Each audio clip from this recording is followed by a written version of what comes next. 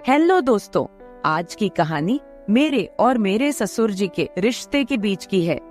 मेरा नाम कामिनी है और मेरी उम्र अभी 26 साल है। मैं काफी खूबसूरत हूँ। मैंने अपनी बॉडी को पूरा फिट रखा हुआ है क्योंकि मैं रोजाना एक्सरसाइज करती हूँ। मेरी शादी को 7 साल हो चुके हैं।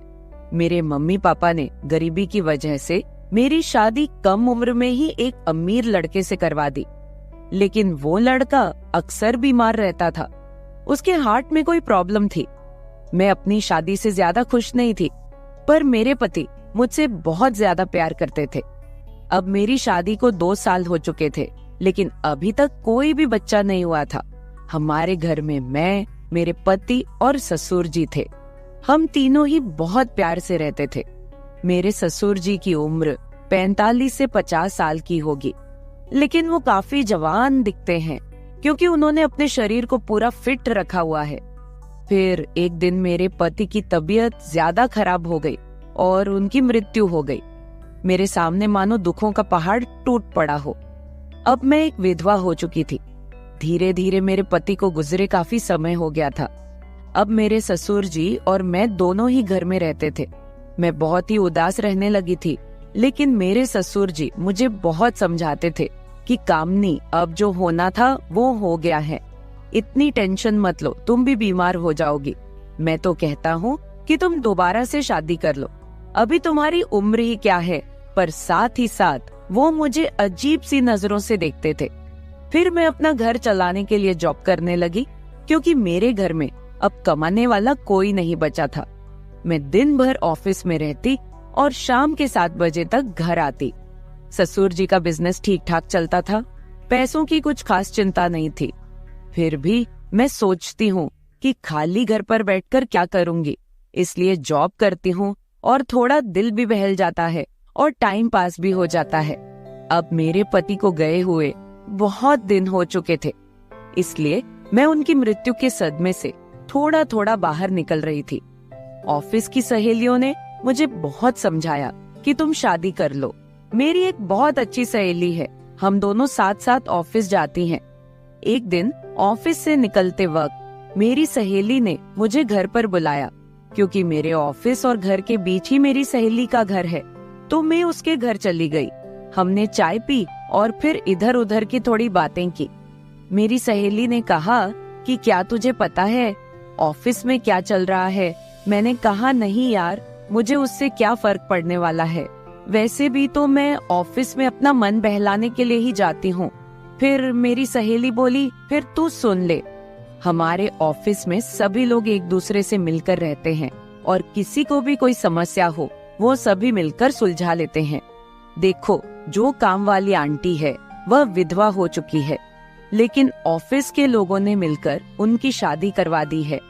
अब वह बहुत खुशी खुशी रहती है और उनका भी एक सहारा बन गया है। मैंने उसकी बातों पर ज्यादा ध्यान नहीं दिया और वहां से अपने घर चली आई। मैं थोड़ा थोड़ा अपनी सहेली की बातों को समझ रही थी कि वो मुझे शादी करने के बारे में बोल रही हैं। फिर मैंने घर आकर ससुर जी को खाना बनाकर दिया और खुद भी खाना खाया। मैं अपने कमरे में बैठी थी, मुझे नींद नहीं आ रही थी। सुबह के लगभग 10 बज रहे थे। आज रविवार था, मुझे ऑफिस नहीं जाना था। तभी मेरे दिमाग में मेरी सहेली के मुंह से सुनी हुई बातें चलने लगी। मैं सोच सोचकर परेशान सी होने लगी। फिर मेरे दिमाग में कुछ आया और मैं अपने ससुर जी के कमरे की ओर चली गई। जब मैं अपने ससुर जी के रूम में गई तो उनके हाथ में एक किताब थी। मुझे देखकर उन्होंने किताब को तकिए के नीचे रख दिया। मैंने देख लिए था कि ससुर जी कौन सी किताब देख रहे हैं। मैंने कहा, ससुर जी आप क्या पढ़ रहे हो? वह बोले, कुछ नहीं बहू, किताब देख रहा था बस। बताओ क्या बात है? मैं बोली, कुछ नहीं। ससुर जी मुझे आपसे कुछ जरूरी बात करनी है। उन्होंने कहा, हाँ बहू कहो क्या बात करनी है। मैंने कहा, ससुर जी बात थोड़ी अजीब है, मैं सोच रही थी कि आपसे कहूँ कि नहीं। उन्होंने कहा, अरे पहले तुम बोलो तो सही, क्या बात है? ऐसा कभी हुआ है कि तुमने कभी मेरे से कुछ मांगा हो और मैंने तुम्हें लाके ना दिया हो? तुम मेरा इतना ख्याल रखती हो, जो भी बात है खुलकर बोलो। फिर मैंने हिम्मत करके ससुर जी को बोला कि अब मेरे पति की मृत्यु को 2 साल होने को आए हैं उनकी मृत्यु के बाद से मैं बड़ी मुश्किल से सदमे से बाहर आई हूँ। अभी मैं घर से बाहर जाती हूँ तो मुझे बड़ी दिक्कत होती है। आपको तो पता ही है कि विधवा औरत की तरफ लोग कैसी नजरों से देखते हैं और उसके बारे में लोग कैसी सोच रखते हैं। आपने मुझे बहुत बार बोला है कि तुम शादी कर लो। मैं चाहती हूँ कि आप मेरे लिए एक पति की खोज करो, क्योंकि अकेले मेरी जिंदगी मुझसे नहीं निकाली जा रही। मैं भी चाहती हूँ कि मेरा भी कोई जीवन साथी हो जो मेरे सुख दुख की बात करे और मुझे बहुत ज्यादा प्यार करे। आपको पता है, एक औरत की कई जरूरतें होती हैं जो सिर्फ पति ही पूरी कर सकता है। बाकी आपको पता ही है कि मेरे माँ बाप तो इतने गरीब हैं कि उन्होंने पता नहीं एक बार मेरी शादी कैसे कर्ज उठाकर की है। मैं अब उनको कोई तकलीफ नहीं देना चाहती। अब मेरे लिए तो आप ही सब कुछ हो। मैं बड़ी हिम्मत करके आपसे ये बात कह रही हूँ। मुझे विश्वास है कि आप मेरे लिए कुछ अच्छा ही करोगे। उसके बाद ससुर जी ने मुझे अपने पास बैठा लिया और मेरे साथ कुछ बातें करने लगे और मेरे सुख दुख को बांटने लगे। फिर ससुर जी मुझसे बोले, बहू, जिस चीज की तलाश तुम बाहर से कर रही हो वो चीज तुमको घर में ही मिल सकती है। अगर तुम चाहो तो मैं तुम्हारी सभी जरूरतों को पूरा कर सकता हूँ। ससुर जी की बात सुनकर तो मेरे होश ही उड़ गए। मैंने बोला, ससुर जी, मैं तो आपकी बेटी सामान हूँ, आप ये सब कैसे सोच सकते हैं? ससुर जी बोले, देखो बहू, तुम्हें पता है तुम्हारी सासू माँ की मृत्यु के बाद से मैं अकेला ही जिंदगी बीता रहा हूँ, और जब से तुम्हारे पति की मृत्यु हुई है तुम भी अकेले जिंदगी बीता रही हो।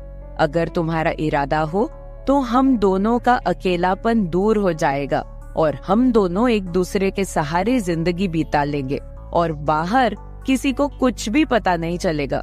बाकी मेरे जाने के बाद ये सारी प्रॉपर्टी भी तो तुम्हारी ही है और इस प्रॉपर्टी को संभालने वाला भी तो कोई चाहिए।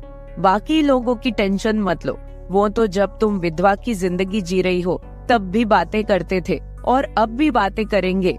सच कहूँ तो बहू, मैं तो उसी वक्त तेरा दीवाना हो गया था जब मैंने तुम्हें पहली बार देखा था। फिर मैंने ससुर जी को बोला कि मैं सोचकर बताती हूँ। अगली सुबह मैं उठी और खाना बनाने लगी। अगले दिन मैं ऑफिस नहीं गई, मैं किचन में खाना पका रही थी। तभी ससुर जी किचन में आए और बोले, बहू, आज ऑफिस नहीं जा रही हो क्या? मैंने कहा, नहीं, आज नहीं जा रही हूँ। आज मैंने ऑफिस से छुट्टी ले ली है। आप कहीं जाने वाले थे, गए नहीं क्या? वो बोले, नहीं, आज मेरी तबीयत ठीक नहीं है।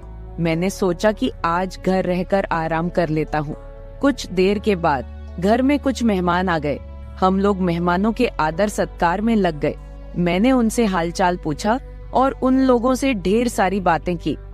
मेहमान के रूप में मेरे चाचा और चाची जी आए हुए थे। जब मैं मेहमानों से बातें कर रही थी तभी ससुर जी बाहर घूमने चले गए।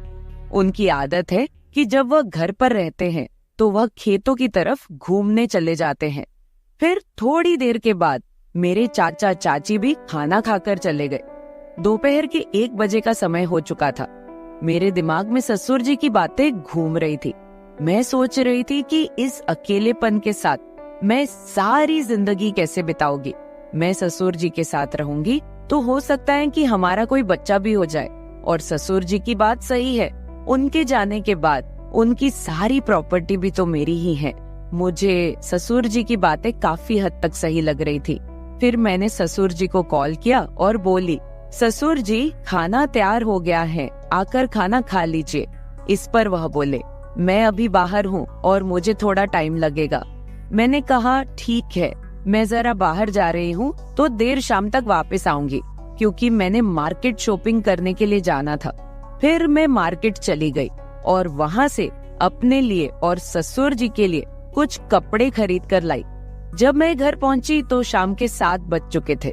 ससुर जी अपने कमरे में सो रहे थे। मैंने ससुर जी को उठाया और वो नहाने चले गए। अब चारों तरफ शांति हो चुकी थी। शाम के 8 बज चुके थे। फिर मैं ससुर जी के पास गई और उनको वो सब बातों के लिए हाँ बोल दी जो उन्होंने मुझे कही थी। ससुर जी मेरी हाँ सुनते ही खुश हो गए। फिर मैं उनके साथ, उसके बाद तो आप समझ ही सकते हैं, जो होना था वो हो गया। मैंने ससुर जी को फिर से अपनी ख्वाहिश बताई और ससुर जी ने मेरी ख्वाहिश पूरी कर दी। हम दोनों ने 1 से 2 घंटे तक एक दूसरे से वो सब बातें की और सारा काम किया। इस तरह से हम दोनों ससुर बहू काफी खुशी खुशी पति पत्नी की तरह रहने लगे। अब मुझे किसी भी चीज की दिक्कत नहीं होती, क्योंकि अब मुझे कहीं भी जाना होता है तो मैं ससुर जी के साथ चली जाती हूँ और हम खूब एंजॉय करते हैं। कुछ दिन बीत जाने के बाद ससुर जी बोले, कामिनी, अब तुम मेरे बिजनेस के बारे में सारा कुछ समझ लो और खुद सारा बिजनेस संभाल लो। फिर मैंने जॉब छोड़कर ससुर जी का सारा बिजनेस खुद संभाल लिया। अब हम दोनों पति पत्नी के जैसे रहने लगे हैं। मैं ससुर जी की हर बात का ख्याल रखती हूँ और वो भी मेरी हर बात का ख्याल रखते हैं। कुछ देर के बाद हमारे घर बच्चा भी हो गया और हमारी जिंदगी काफी अच्छे से चल रही है, क्योंकि ससुर जी ने मेरी हर कमी को पूरा कर दिया है। हमें दुनिया की कोई परवाह नहीं है, कोई कुछ भी बोले, हम लोग अपने घर खुश हैं। तो मेरे प्यारे दोस्तों, अगर आप लोगों को मेरी ये कहानी पसंद आई हो तो चैनल को सब्सक्राइब जरूर कर ले और बेल नोटिफिकेशन ऑन कर ले। एक प्यारा सा कमेंट करके बताएं कि आपको मेरी स्टोरी कैसी लगी। कल मिलेंगे एक और वीडियो के साथ। धन्यवाद।